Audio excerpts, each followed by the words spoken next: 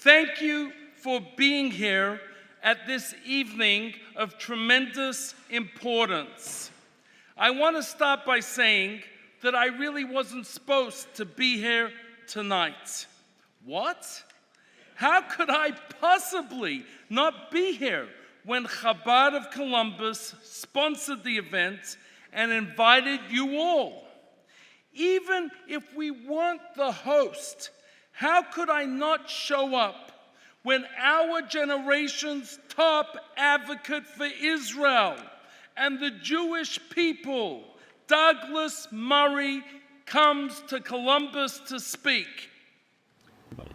Your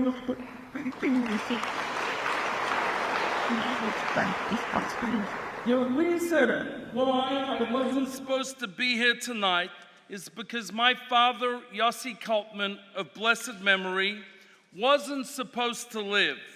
His entire family was murdered in the Holocaust, and he too should not really have survived. Had that happened, I myself wouldn't exist and certainly wouldn't be here with you this evening. Despite all odds, my father survived 7 concentration camps. His survival was beyond miraculous, and he thanked God for every single breath he took. That miraculous survival reminds me of why we all are here this evening. Israel is a land surrounded by enemies on every single border. They are sworn to its destruction. And the truth be told, in the world of probability, Israel should not exist. Our sages have compared Israel to a lone sheep surrounded by 70 hungry wolves.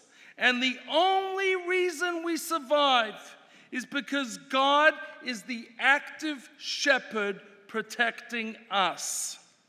The Lubavitcher Rebbe would say again and again, quoting the first Rashi, a biblical commentator on the Torah, that Israel is ours because it is the land that God gave the Jewish people.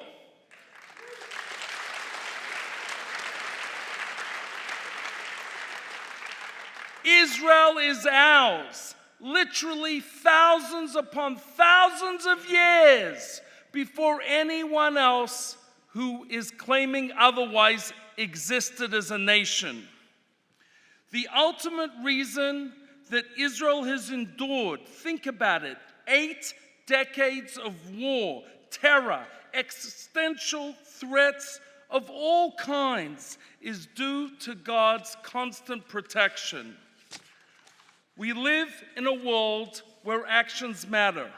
At this time, sadly, the world has plunged into moral confusion.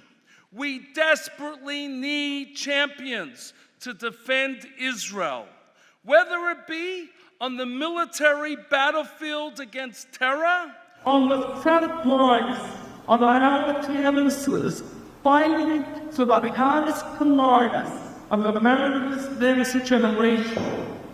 While God protects us so speak, there's a great Democracies of individuals like Douglas Murray, who manifest that protection in the world. My friends, 2 months ago, I went to Israel for a couple days.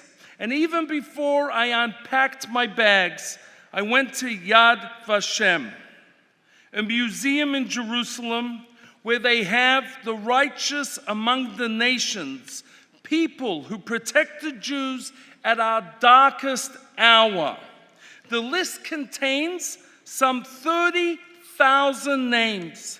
And in today's world, where tragically many people choose to stay silent, it is Douglas Murray who speaks up, fighting back against ignorance, lies, and anti-Semitic propaganda that goes unchecked in our biased media landscape.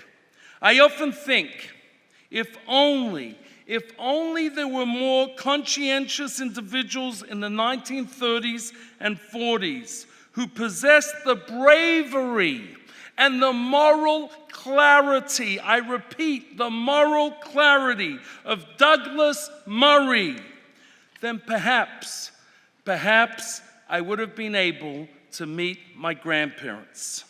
So my friends, this evening began by my saying that I really shouldn't be here this evening. The truth is, in humble gratitude to Douglas Murray's holy work, there is no other place in the world that I would rather be. I want to wish everyone a Shana Tova. God should heal all the broken hearts of the victims of terror. God should protect the brave soldiers of the IDF.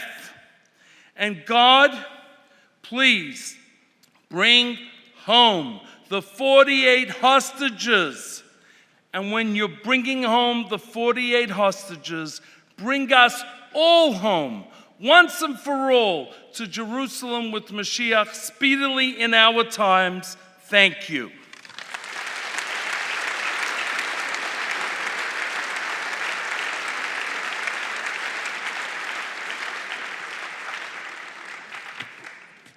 Good evening. I'm Sheila Nudis Cutler. There are moments in history when individuals rise above the noise of the world, not for fame, not for accolades, but because their hearts and souls are right and compelled to defend what is right, to stand where others falter, to speak where others are silent. Our world is currently upside down, clouded by misinformation and outright lies. There is a voice that has been a steady flame, illuminating the path of justice. Douglas Murray has been an invaluable ally to the Jewish people. He has stood with us in moments of triumph and in moments of despair, always unwavering courage and a profound sense of dignity. His courage is not theoretical, it is lived. He embedded with the IDF in Gaza and in Lebanon. He went to the front lines. He saw with his own eyes the hate, the indoctrination, and the savagery our people faced. And rather than turn away, he chose to tell the world the truth that too many are too ignorant or too unwilling to face. His actions have reminded us that even in a world where anti-Semitism is spiraling out of control, he has refused to let darkness prevail. He reminds us that we are not alone. Mr. Murray has authored several best-selling books on politics, culture, and radical Islamic immigration. In 2024, he received special recognition from the President of Israel, Isaac Herzog, for his support and reporting on Israel and his efforts to combat anti-Semitism. When others have turned away from our suffering, he has leaned in. When our history has been distorted, he defended it with his eloquence and conviction. When the state of Israel has been attacked, not just in war, but in appalling words, he has stood as its champion, reminding the world that it is not just a homeland, but a promise that never again will the Jewish people be left defenseless. Our moderator for tonight's program is Mr. Phil Derrow.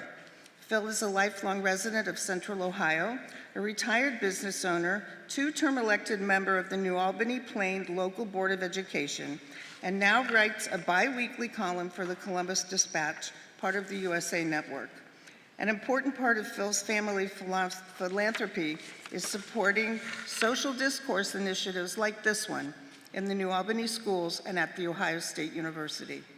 Please join me in watching the following video.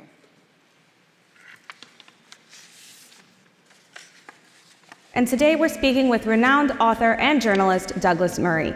Douglas has been a leading voice throughout the Israel-Gaza war, having spent weeks speaking to survivors, former hostages, IDF officials, and even Prime Minister Netanyahu. Douglas has also been one of the most outspoken voices of sanity in the international media when it comes to the extreme accusations that are often lobbed against Israel. Your reporting from both Gaza and Israel in the aftermath of October 7th was superb. I think you're uninformed. No. So let me You are uninformed. You know, Hamas started a war, and there's consequences for starting a war, in my view. There is no law of war or nature that says you can start a war, massacre innocent civilians in their homes, kill young people at a rave, and then the moment you start to lose the war that results, say, actually, look, let's hang off, guys, let's call it a draw. Tell me what you accuse the Jews of, I'll tell you what you're guilty of. And I think not standing up for your loved ones, not standing up for your country, not standing up for yourselves in the face of horrible opposition from within and without, are probably worse than hypocrisy. I want to dedicate my acceptance of this award to the people of Israel, who in the face of death choose life. Thank you.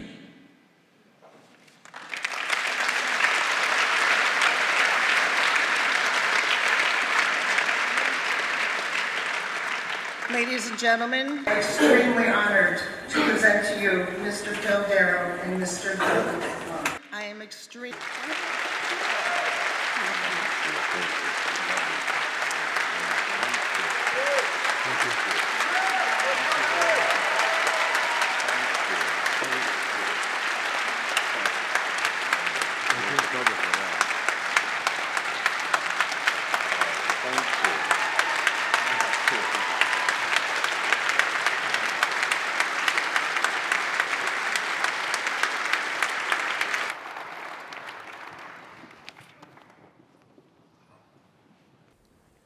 Well, good evening, everyone, and thank you for joining us this evening.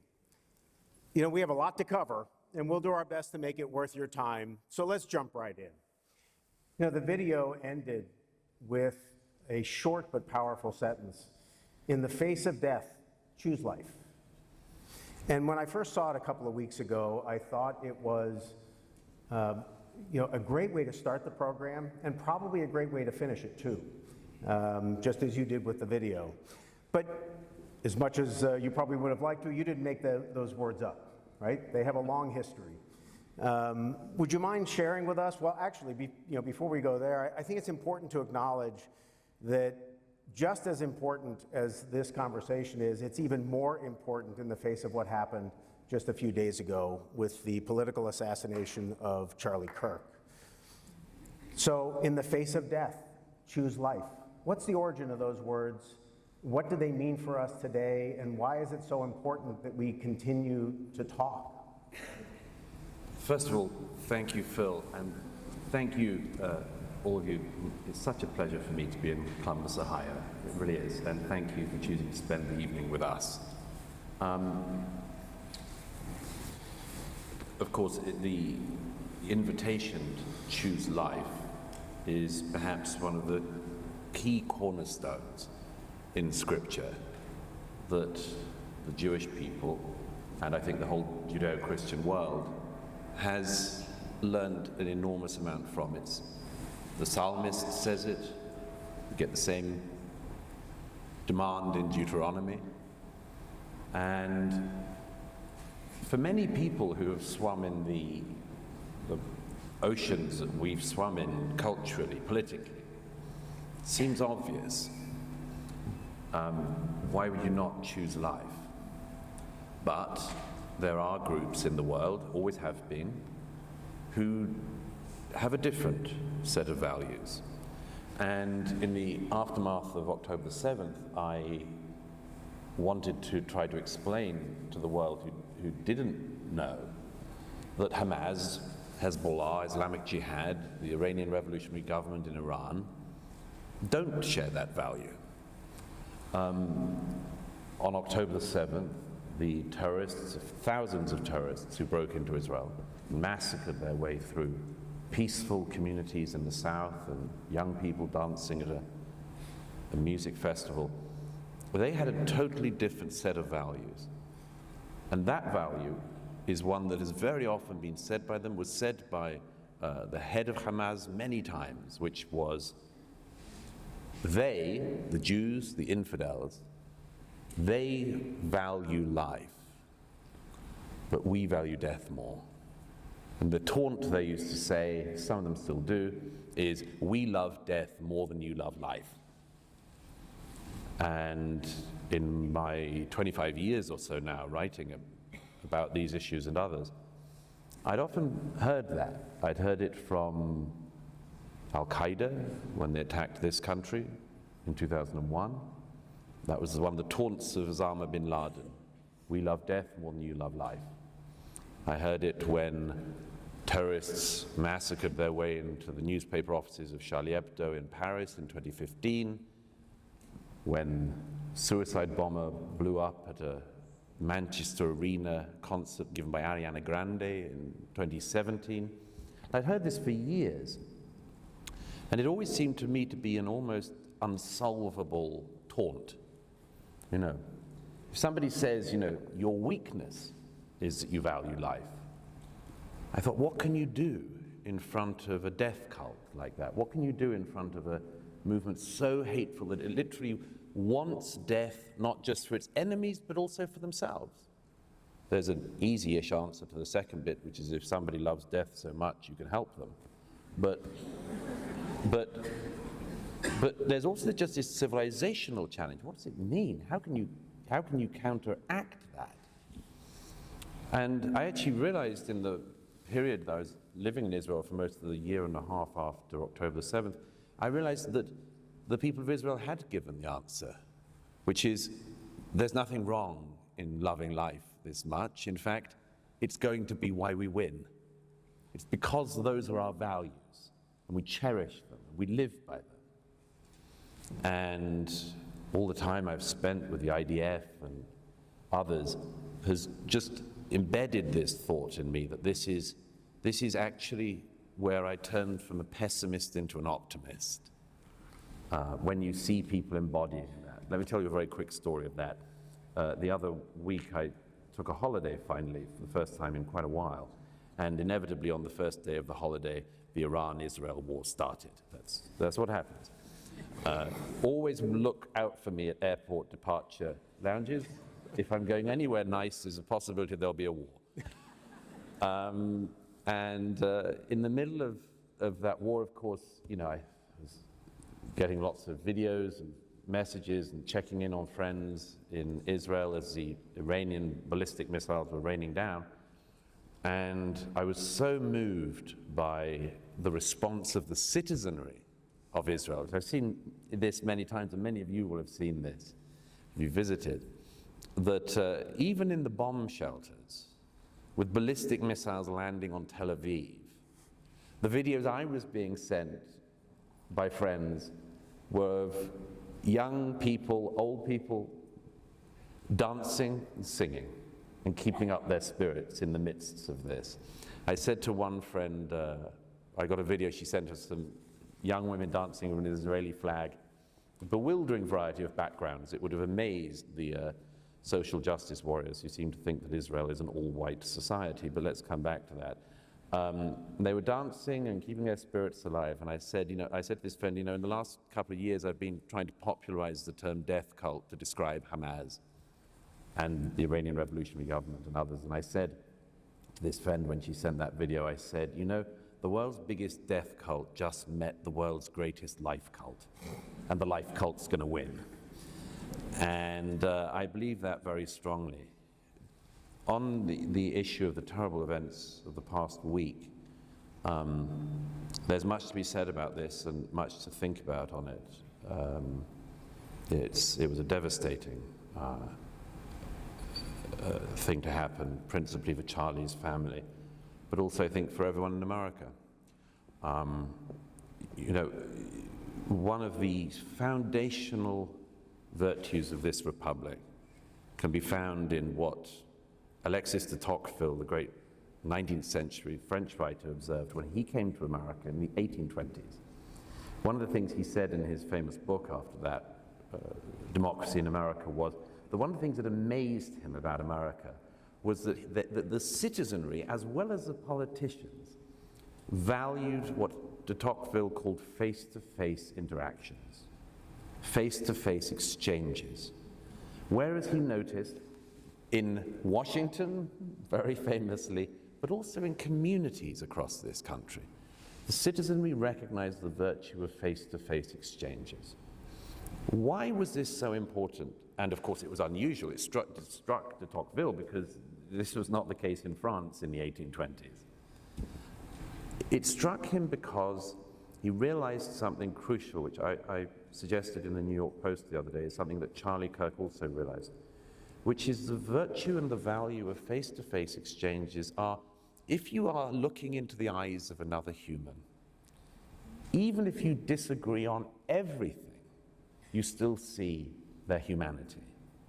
You know that they are a fellow human being, and in the case of America, a fellow American. So all of the dehumanization, which we have seen arguably more in the age of the internet, we were talking backstage about the fact that everyone always thinks that anything that's developed after they've been born is an atrocity, an abomination. But in the era of the internet, the possibility of unpersoning the other is huge. Consider all the online accounts that, often hiding behind an avatar or a bot or something, will say horrible things about another human being, horrible things about a fellow American, a fellow citizen. And in doing so, they break that face-to-face interaction. They themselves tend to be faceless cowards, but they turn the other person into someone without a face as well, somebody else who is dehumanized. And Charlie absolutely rejected that idea. He knew that the great virtues in America could be retained and that the American Republic would be sustained by Americans continuing to have out their differences in face-to-face exchanges as they have in this country for more than 200 years. Now, his murderer and the people who cheer on his murderer do not believe in that. And it simply has to be pointed out to such people that the road that they would take this country down is the darkest road imaginable. And I hope, in the wake of this terrible event, that more Americans, more people in the free West, realize that what Charlie wanted to do is not just the best way out of a spiral of violence, but the only way to avoid it. And it would, and just finally on that, it would be the greatest tribute to him if instead of people feeling cowed or concerned, everyone spoke up a bit more in our own lives. Exactly. And I think if we did, it would be an enormous tribute to him. I could not agree more.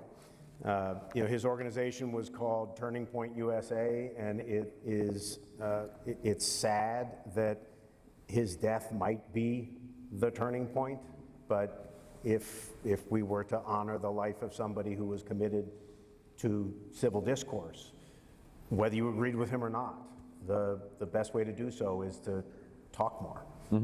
Because the alternative to talking more is a lot of what you cover, right? Yeah, and also, I mean, and also people can drop the caveat, I didn't agree with everything he said, which is such a weak thing to say. No one agrees with, my mother doesn't agree with everything I say. My mother doesn't agree with anything. Yeah. Some of you may be Jewish. You're probably familiar with the idea that your spouses don't agree with everything. Your children may have disagreed with you on occasion. Okay, it's very funny. I met the other week a Jewish friend of a friend in New York who said to me, he was a sort of what you might describe as an October the 8th Jew. And he said to me at one point, he said, I don't understand why the Jews can't all speak with one voice. I said, you don't? I'm not Jewish, I have to tell this to you? So no, you don't need to say, I don't agree with everything. You just say, no, that's not how we do things here. Such a straightforward line, so easy to hold. If you ask 10 Jews a question, you'll get 20 answers. Okay, man, it's worse if you're prime minister in Israel. I always say you're prime minister in a country of 8 million prime ministers. It's a tough gig. It's nice to hear people laughing, but I think it's important for us to make some of this even more concrete. And you know, there's this concept that flows through your books and your speaking about moral clarity, and that there are times when you simply have to decide what side you're on in a particular conflict, that there is good and evil in the world. And a year ago, I had the good fortune to interview 4 young Israelis, 2 of whom were survivors of the Nova Music Massacre. And I wrote a column about it, and it was tough for me because I hadn't experienced that before. Reading your book, you interviewed dozens, if not hundreds, of people, and you saw scenes that no human should ever see. And you know, on the morning of October 7th, you document the joyful barbarism of Hamas on that fateful day. And I think it's important for people to really have a sense of what that was like. Would you mind reading a passage from your book that would help them?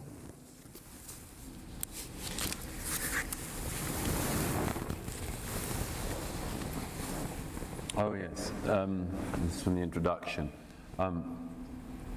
One of the recordings from the 7th, from the atrocity videos, was a recording of one of the terrorists who'd got into the kibbutz of Mefal Sim, a community of just over 1,000 people in the south of Israel. In the midst of the attack, the terrorist made a phone call back to his family in Gaza. The excitement in his voice was obvious. "Hi, Dad," the 3-minute call begins. "Open my WhatsApp now, and you will see all those killed. Look how many I killed with my own hands. Your son killed Jews." The father replies, "May God protect you." The son is exultant. "Dad, I'm talking to you from a Jewish woman's phone. I killed her, and I killed her husband. I killed 10 with my own hands." He goes on and on, repeating himself, boasting, "Dad, I killed 10 with my own hands. Put Mum on." "Oh, my son, God bless you," say the parents. Their son keeps making the same boasts to his mother. "I wish I was with you," she replies. "Mum, your son is a hero," he boasts. "Kill, kill, kill." Next, the man's brother comes on the line, and the young man brags to him too. "I killed 10, I swear. Hold your head up, father, hold your head up." One of the men on the other end says, "Come back, come back." "What do you mean, come back?" replies the son. "There is no going back. It is either death or victory."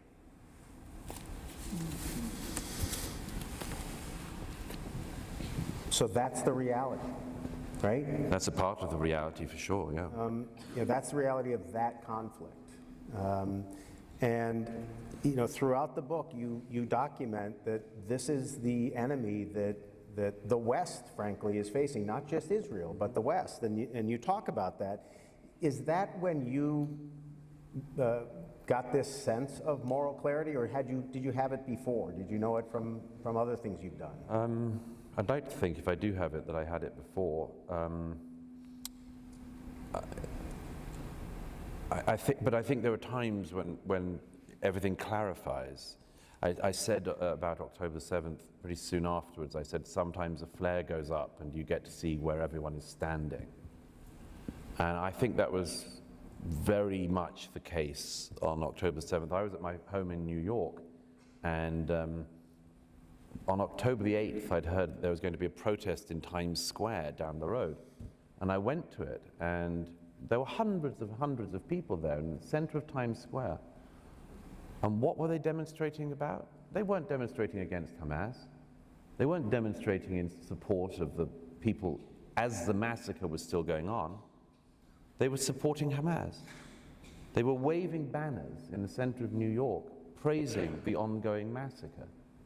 That was one of the moments where I realized, I thought, well, I've got to get to Israel as soon as I can, because I realized that there would be several things. One would be that the world would try to close the chapter as fast as possible on what had actually happened. You could see it even at 24 hours after the 7th. The world's media were already running front pages saying, you know, world gears up for Israeli revenge. You know, it's always that pattern in the reporting. But so I realized that several things might happen. One was that the world would gloss over what had actually happened. They'd just rush by it. When I knew already from the figures, from the facts, the videos that were coming out, that this was not something anyone could or should gloss over. But the other thing was that I wanted to be there to see it for myself, because I also knew that there would be people immediately who would deny that any of it had happened. And that's one of the perversities of our age. You can have people now in the West who will simultaneously say that what Hamas did was great and deny that they did it. It's like, Mohammed Atta, one of the main 9/11 hijackers. A friend of mine some years ago interviewed Mohammed Atta's father in Jordan and discovered that he believed his son was a great martyr and that the Jews did 9/11. My friend was like, was your son a Jew? What? I mean, it makes no sense. But it's two interesting examples of the way in which people can hold totally contradictory things in their head and keep going.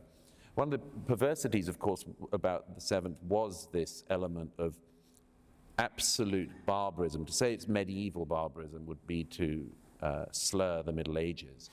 But this terrible ancient barbarism appeared in the modern age with GoPro cameras and WhatsApp and smartphones. And that was, for me, I thought, if you can't work out which side you're on, between young people dancing in the early morning, like they might at Glastonbury or Burning Man or something like this, and if a group of hundreds of heavily armed men come in, start raping women, killing, abducting, torturing, shooting, if you can't decide which side you're on, the people carrying out the atrocity or the young people dancing, there's something very wrong with you, something very rotten in your soul. But we have seen that, and there's this other layer, if I can say so, which is that when other people in the West have been killed in acts of terrorism, we expect the victims to have the sympathy of the civilized world. So why, when it's the citizenry of Israel that suffer the terrorism, is there this strange contortion where they become victims a second time through a process of delegitimization, defamation, and much more in the international media? And that's something that I think really does point to something we have to address in our own societies. Why is it that a couple of months ago, again, I mean, you can choose these almost any day, at Princeton University, one of the most storied higher education institutions in this country, some of the students, hundreds of them, were standing in the main square of Princeton University chanting "Glory to our martyrs." What is "our" in that? And why are the Palestinian terrorists martyrs in Princeton? This is something we have to address. I think that the Israelis can look after themselves. The IDF and the IAF show that. But we have to do something here in America and in the West, because there's a rot here.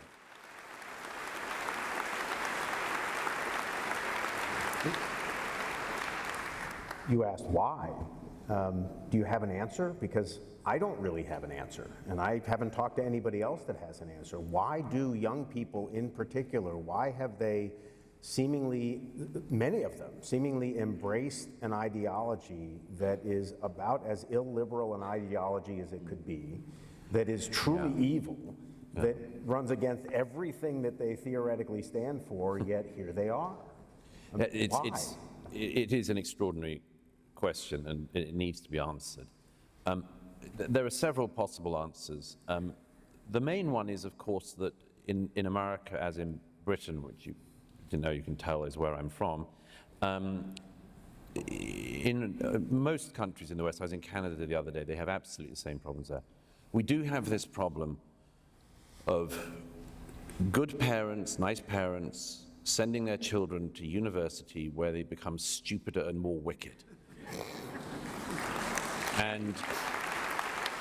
And I have a professor that I work with who's in the audience tonight, so hopefully he's not offended. I'm sure he's not. There are good people, but I mean, it's quite something that, your parents remortgage the house and you come back and tell them how the world works after one term.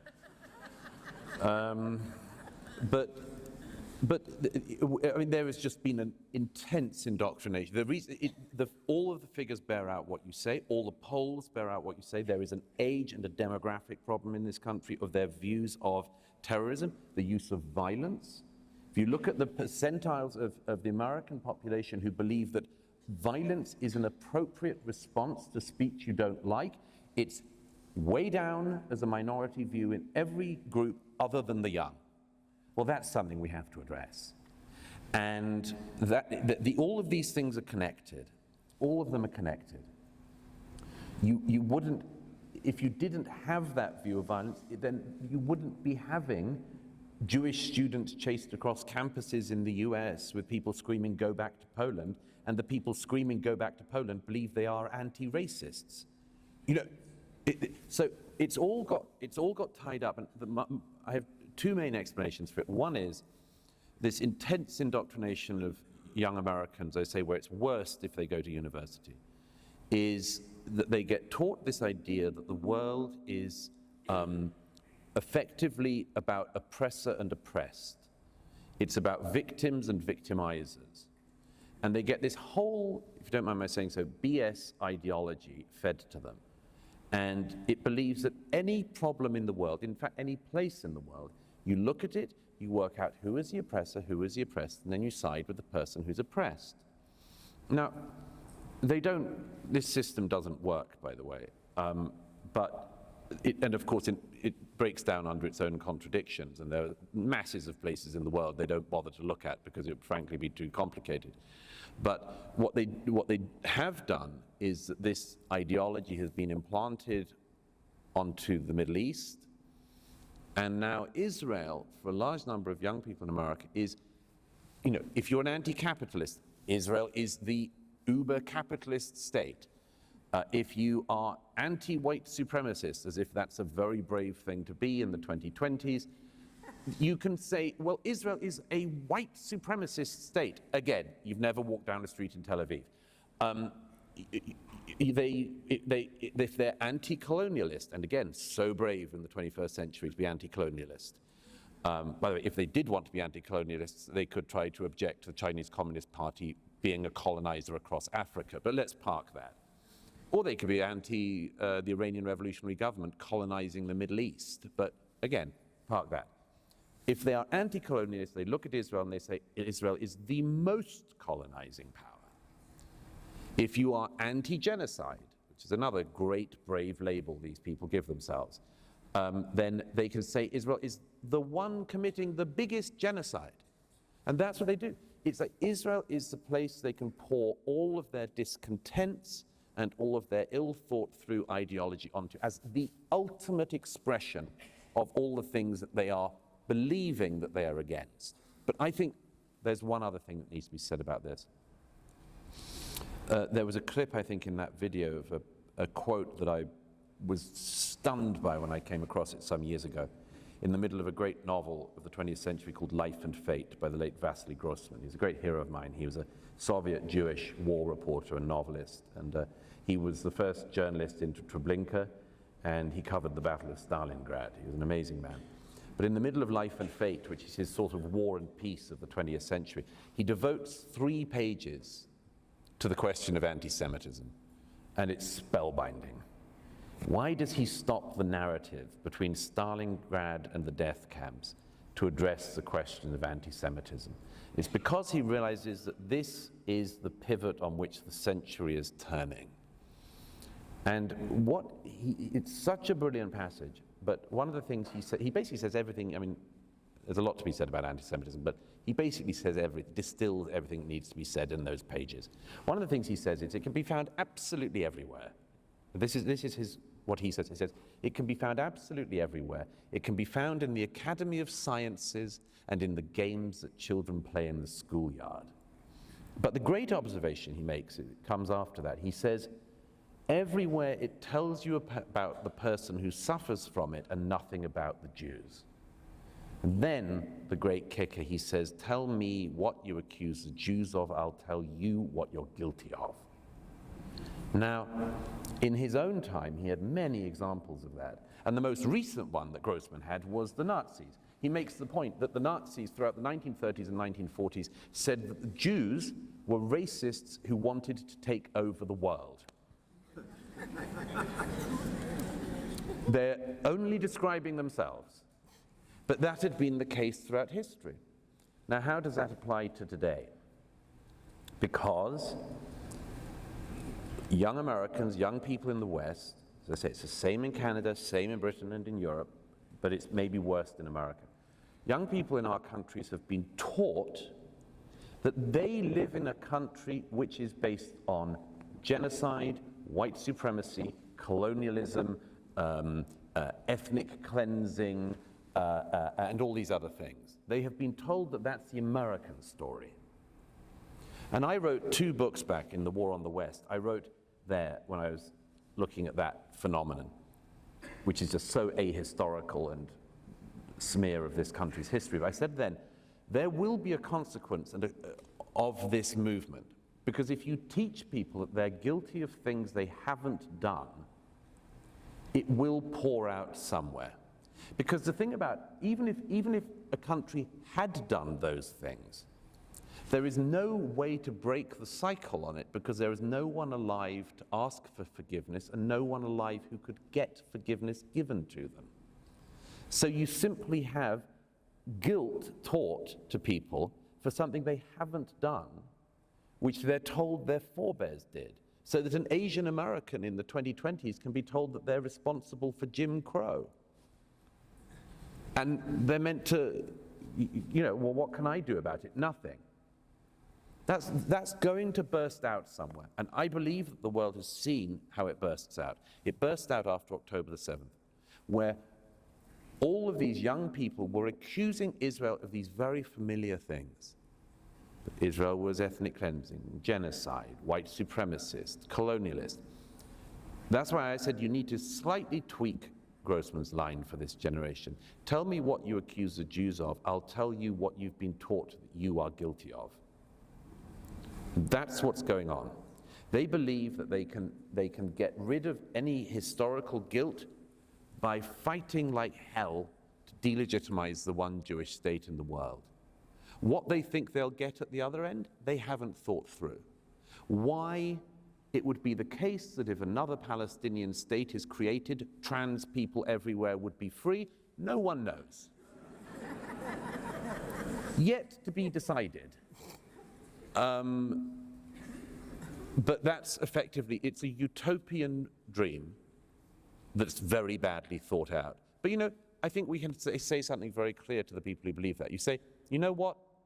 The Jewish people do not exist in order to be a beating up mechanism for you to work out your parental issues on. That's not why they're there. Don't use the Jews or the Jewish state as a projection mechanism for the unhappiness of your own life.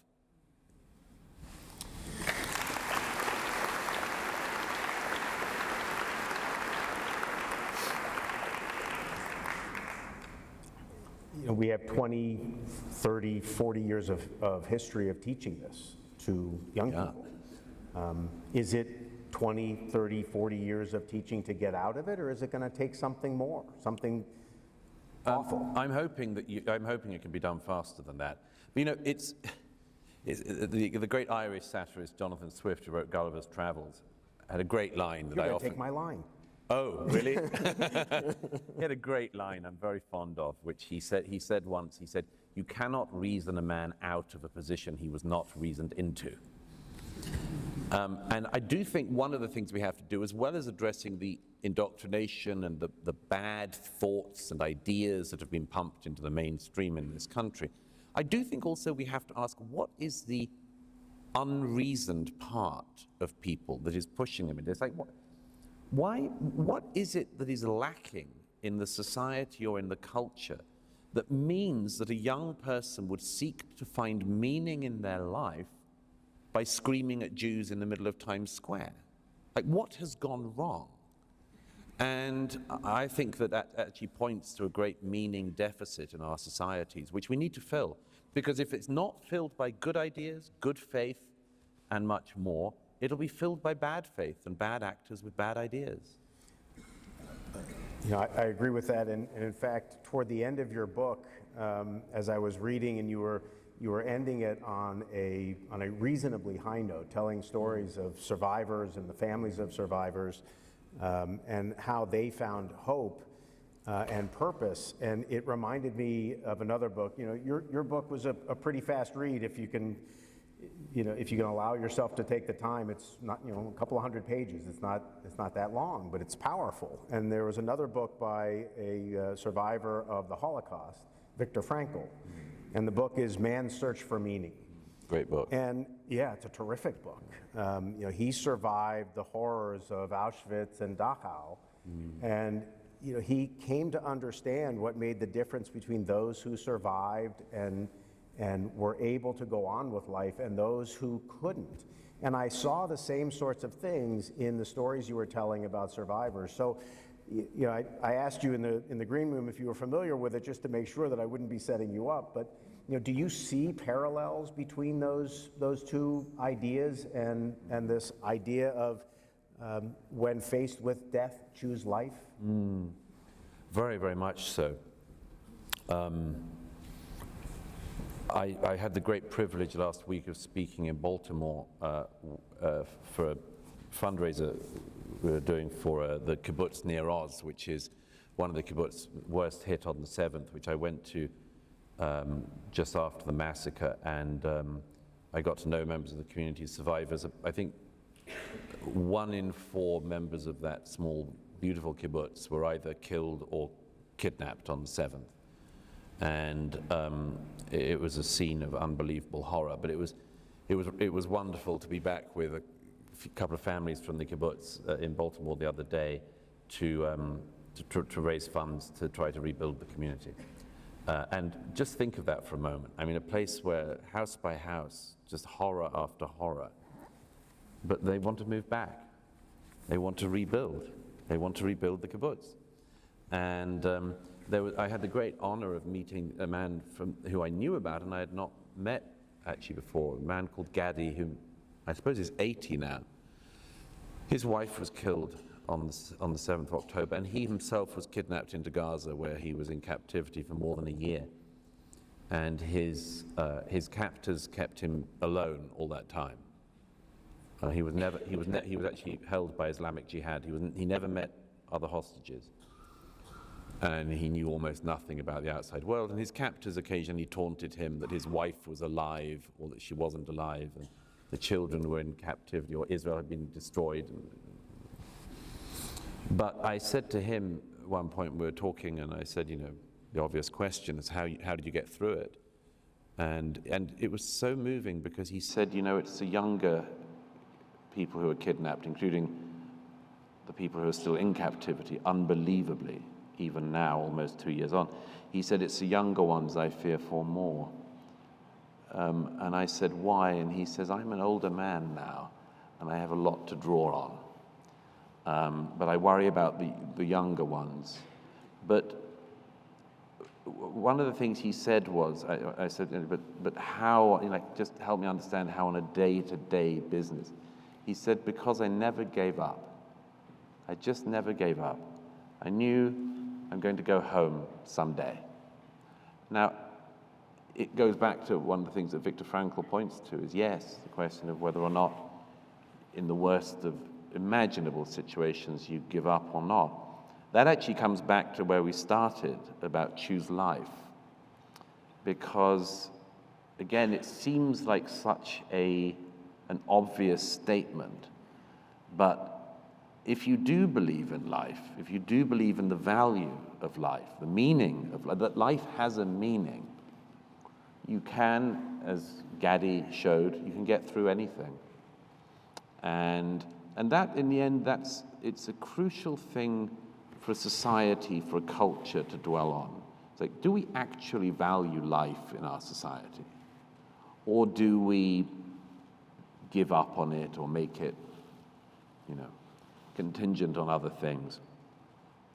And one of the things I see in Israeli society, which I've marveled at for a long time now, but never more so in the last couple of years, is the extent to which that biblical junction, choose life that you and your descendants might live, is lived out in so many ways, and even in the most horrific circumstances.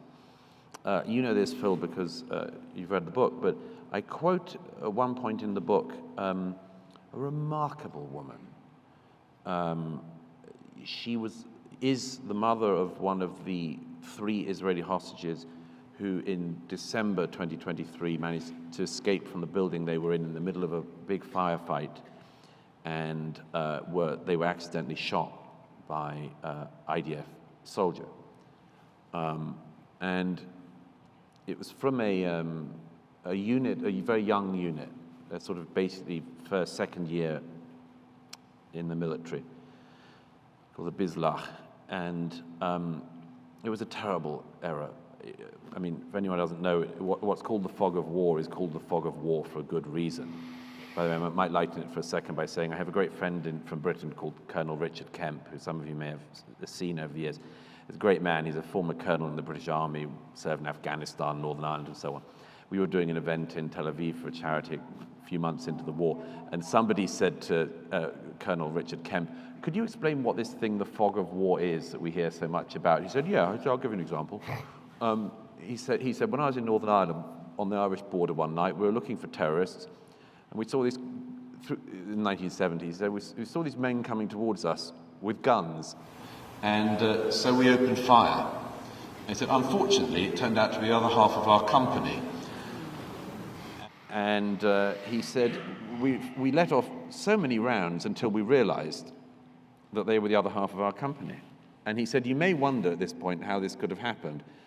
He said, when his counterpart came, Richard said to him, well, I know why we fired at you, because we thought you were terrorists, but why did you fire at us? He said, well, you fired at us. It's a pure dad's army. But unfortunately on that occasion, no one was killed. But these things, terrible things do happen. The fog of war is real. Anyway, the reason I mention this is because one of the 3 young men who was killed in that terrible incident, his mother knew that as well as losing her son, that the soldier or soldiers who did that, who made that fateful mistake, that their lives could be ruined as well, that they would never forgive themselves for this. And so she sent a voice message to the unit, and she said in Hebrew, she said, I don't blame you, I love you. If you ever need a home, come to mine. If you ever need a meal, come to my home is your home, and so on. But she said, you have to remain strong. You have to remain strong and not let this demoralize you. And when Yahya Sinwar, who was the architect of October the 7th, when he was killed just before the first anniversary of the 7th, I went into Gaza with the unit that had killed him. And it was the same unit, Bizlach, who managed to kill Yahya Sinwar. And they played me the voice message they had just got from the same hostage's mother. And she said, you see, I told you, stay strong. And you did, and you have killed the enemy of the Jewish people. And that's remarkable. That is, that's just an example of the fact that also in a society, it's very important to focus on the front line of the heroes, the young men and women who fight, defend their people and their country. But a society also relies on the citizenry and on having remarkable men and women like that woman holding the society together.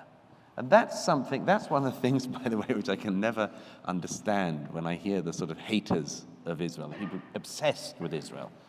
I always think, imagine if instead of spending your time smearing your counterparts in Israel, imagine if you tried to emulate them. Like, imagine if instead of believing in this victimhood culture that we have now in the West, imagine if we had a heroism culture again. Imagine if we had a culture which revered heroes, which admired resilience, who looked up to people, whatever their station in life, if they did things that were filled with dignity and nobility like that mother. we'd be a totally different society and a much better society. So that's why I think, among other things, this is such an important moment. It's like that old internet meme, you have a choice. Which road are you going to go down? And for us, I think the road is, do we go down the road of victimhood and blaming, or we decide to orient ourselves once again towards courage and dignity? I know which one I'd like us to go down.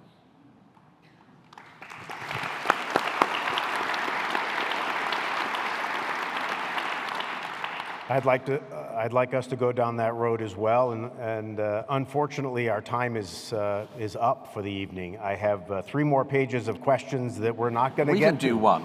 But we can one? do one, yeah. Well, I wanted to end on a positive note, and so the question, you almost answered it, but I'd like to leave our audience with something concrete. Do you have something concrete that people in the audience tonight can do in their own lives to take the message that they've heard tonight, to take their thoughts and their views and do something about it? Something concrete. Well,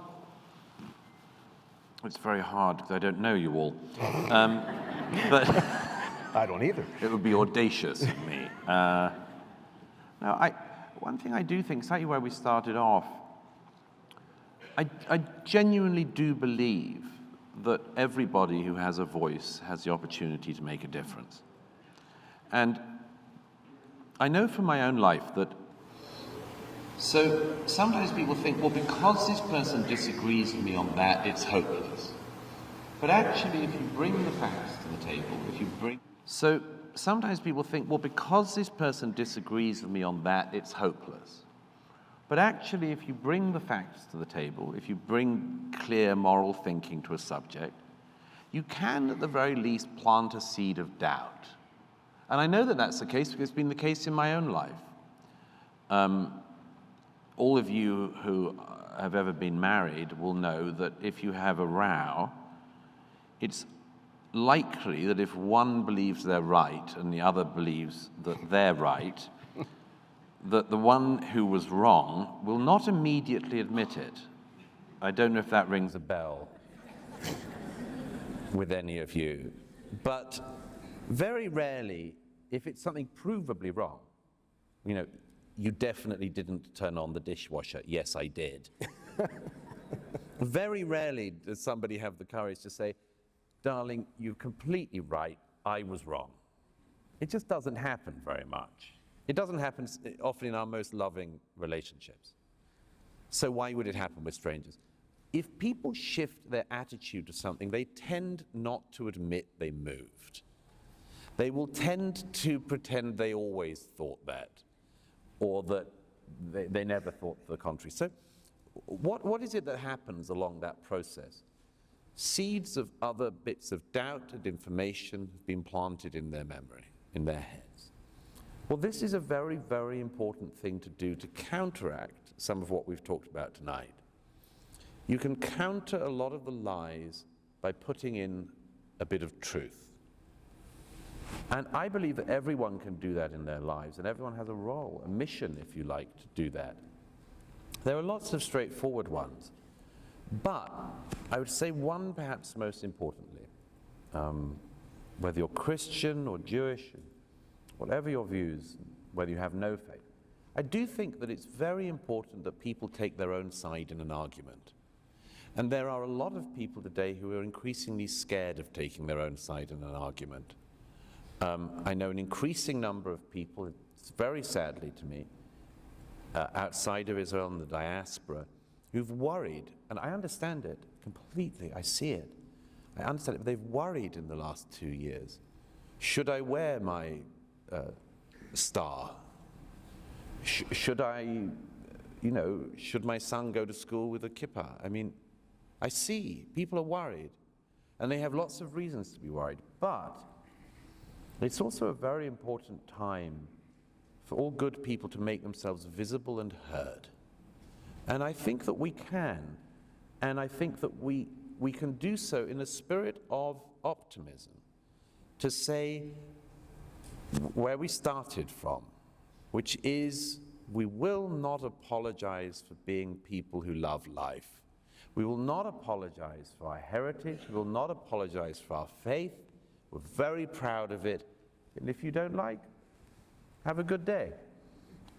But if more people stood up and were counted and were proud, I do think that over hopefully a short period of time, much of the troubles of our time could be addressed. So that's the main thing to my mind, is plant seeds of doubt, correct people where they're wrong, and be proud and stand up. With the knowledge, by the way, that, as I finish this book by saying, in the knowledge that in a fight between a death cult and a life cult, the death cult has no chance of winning in the end if the people of life stick to the scriptures, stick to their principles, stick to their heritage, and recognize that stories and tales and commandments which have seen all of us and all of our forebears through much worse times than this will see us all through these times too. And on the other side of it, we will be able to say, as I'm always delighted to say, that there will be a day when we talk of Hamas, or our successors talk of Hamas and Hezbollah and the Iranian revolutionary government the way in which we talk of Pharaoh and Hitler. They too will be gone.